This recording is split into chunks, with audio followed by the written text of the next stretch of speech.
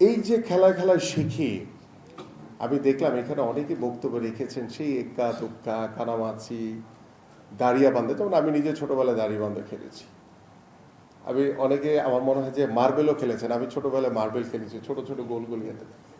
এই যে traditional game, এই ট্রেডিশনাল গেমের উপরে কিন্তু আমাদের এনএসসিতে একটি ফেডারেশন রয়েছে, কান্ট্রি গেমস নামে সেই ফেডারেশনটি পরিচিত। এবং আমরা এথনো স্পোর্টসকে প্রমোট করার জন্য,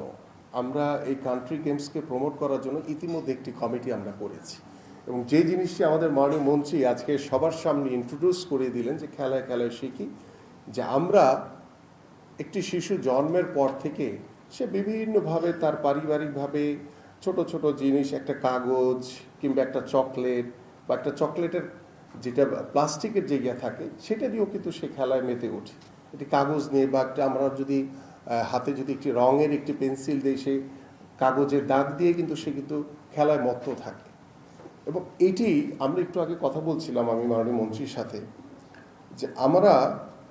আমাদের যে পারিবারিক যে একটি দৃঢ় একটি অবস্থান রয়েছে, এবং সেই পারিবারিক অবস্থানকে যদি আমরা আরও সামাজিকভাবে বা রাষ্ট্রীয়ভাবে যদি সেটাকে জাতির সামনে বা একটি পরিবারের একটি সন্তান হিসেবে যদি তাকে আমরা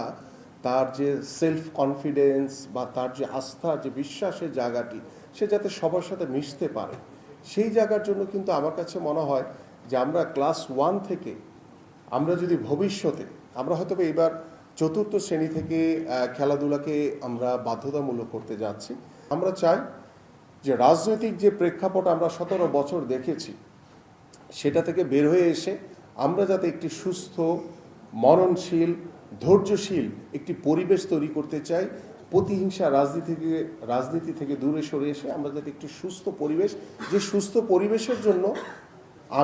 আপনারা আজকে এখানে বসছেন, আলোচনা করছেন, যে আমাদের ভবিষ্যৎ, আমাদের সন্তানদের জন্য আমরা এমন একটি সমাজ ব্যবস্থা, এমন একটি রাষ্ট্র কাঠামো রেখে যেতে চাই